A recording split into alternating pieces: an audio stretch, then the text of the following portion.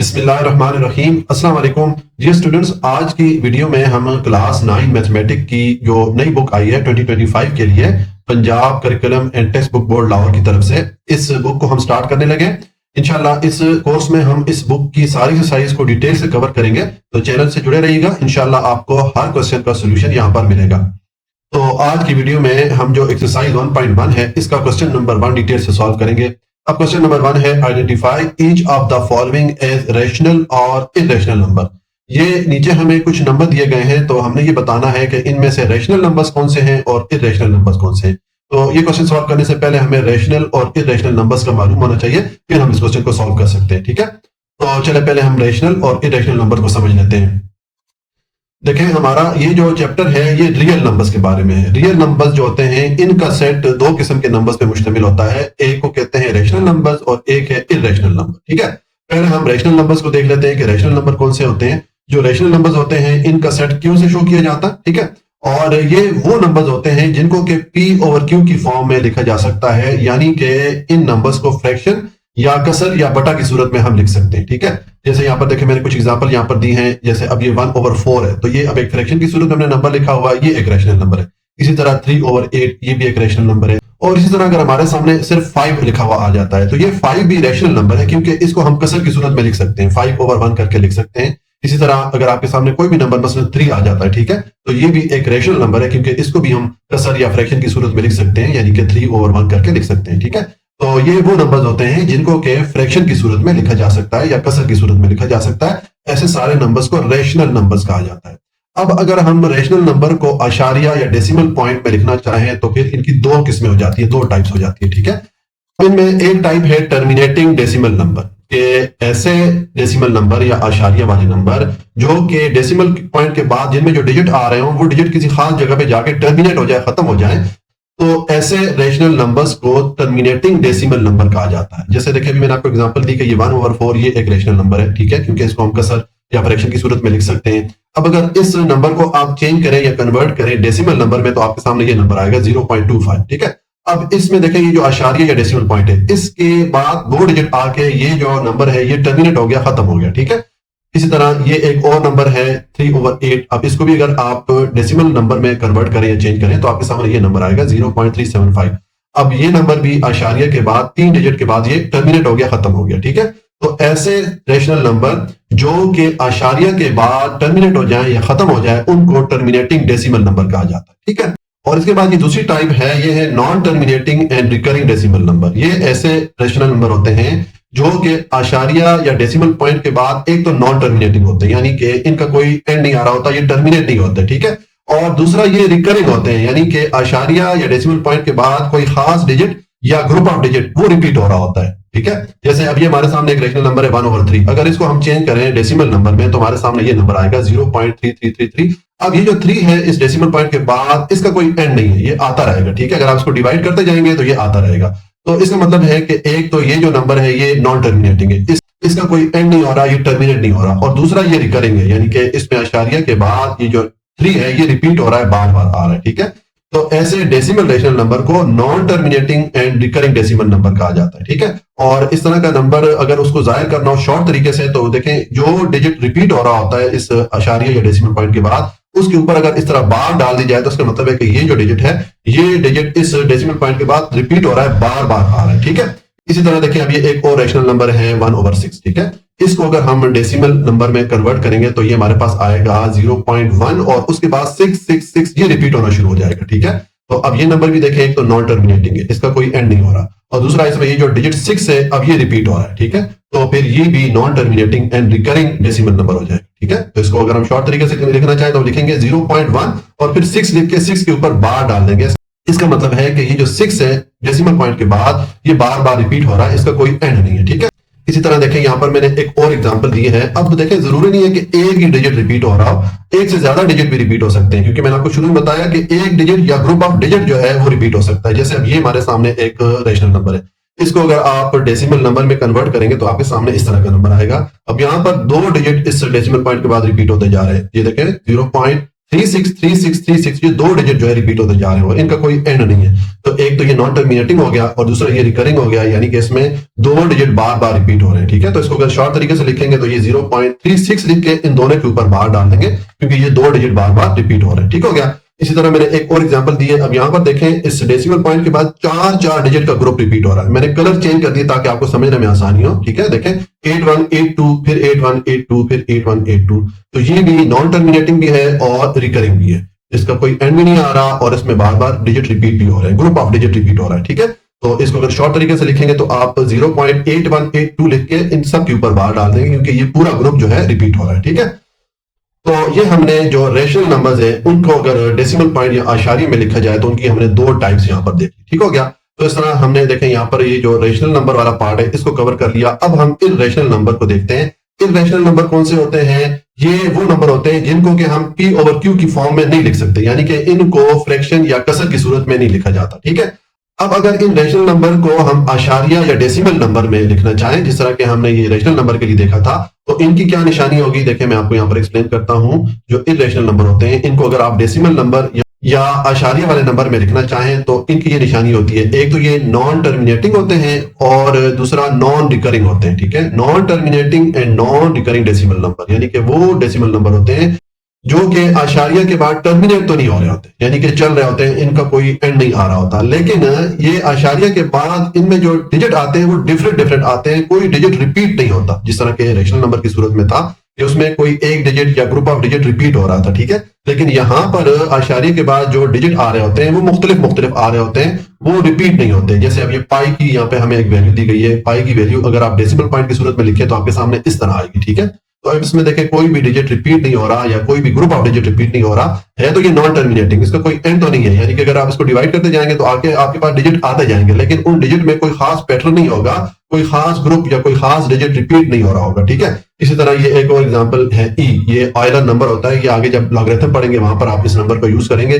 अब ये भी जो है एक non terminating and non recurring decimal number है, यानी कि ये भी इर्रेशनल नंबर है, क्योंकि इसमें भी जो डेसिमल पॉइंट या आशारिया है इसके बाद जो डिजिट आ रहे हैं ये नॉन टर्मिनेटिंग तो है, यानी कि खत्म तो नहीं हो रहे हैं, लेकिन डिफरेंट डिजिट आ रहे हैं, कोई खास पैटर्न इसमें रिपीट नहीं हो रहा। इसी तरह ये हमारे सामने एक और नंबर है स्क्वायर रूट। इसी तरह फिर ये एक और मैंने एग्जांपल दी है √2। अब इस नंबर को भी अगर आप डेसिमल नंबर में कन्वर्ट करेंगे तो आपके सामने इस तरह की वैल्यू आएगी।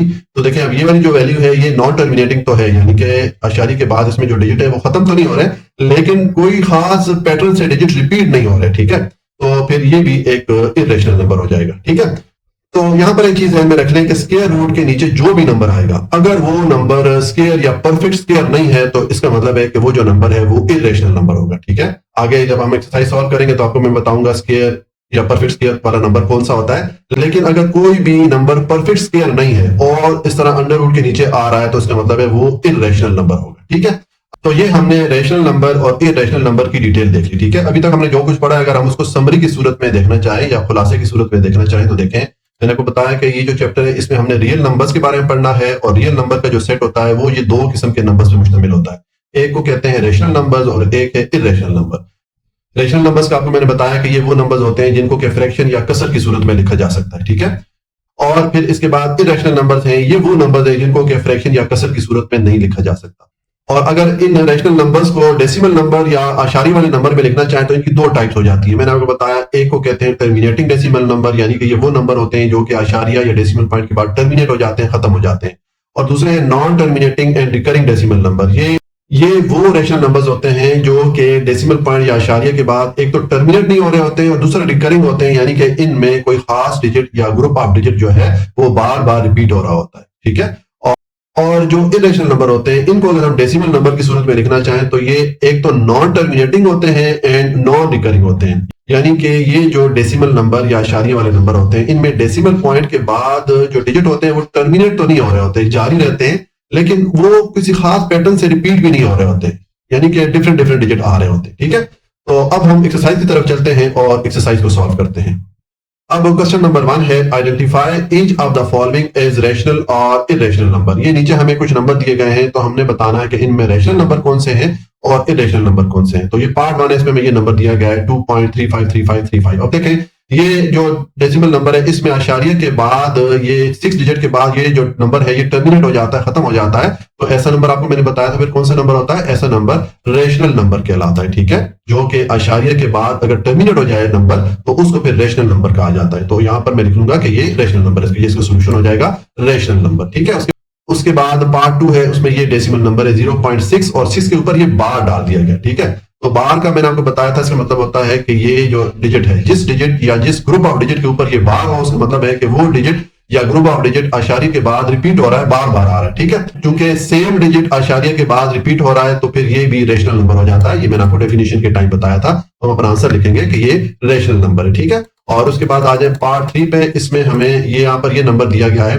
अब देखें ये जो डेसिमल नंबर है इसमें आशारिया के बाद जो डिजिट है वो एक तो टर्मिनेट नहीं होते, जैसे यहाँ पर देखें ये 7 के बाद डॉट डॉट आ रहा है, इसका मतलब है कि ये नंबर अभी कंटिन्यूड है, इसका अभी एंड नहीं हुआ, ठीक है। और दूसरा देखें ये जो डेसिमल पॉइंट है इसके बाद जो डिजिट आ रहे हैं वो डिफरेंट डिफरेंट आ रहे हैं, कोई खास डिजिट या ग्रुप ऑफ डिजिट रिपीट नहीं हो रहा, तो फिर ऐसा जो डेसिमल नंबर होता है उसको फिर इर्रेशनल नंबर कहा जाता है, ठीक है। तो इसका मैं लिखूंगा इर्रेशनल नंबर, ठीक है। उसके बाद पार्ट 4 है, इसमें देखें ये हमारे पास है √7। तो आपको मैंने डेफिनेशन के टाइम बताया था कि जितने भी नंबर अंडर रूट के नीचे आएंगे वो सारे जो नंबर है वो इर्रेशनल नंबर कहलाएंगे, सिवाय एक केस के, वो भी आपको मैं बताता हूं। इसका तो मैंने आंसर लिख दिया कि ये इर्रेशनल नंबर है।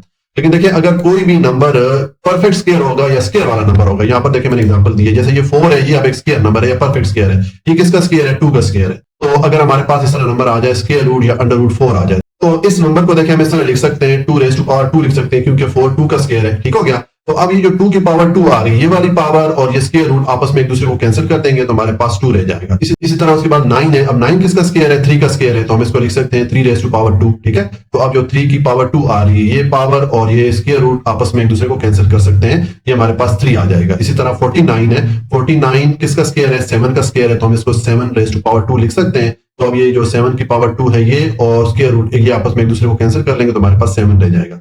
तो इस सूरत में जब नंबर परफेक्ट स्क्वायर या स्क्वायर वाला नंबर होगा, अगर वो स्क्वायर रूट या अंडर रूट के नीचे आता है तो वो तो इर्रेशनल नंबर नहीं होगा, वो रेशनल नंबर होगा।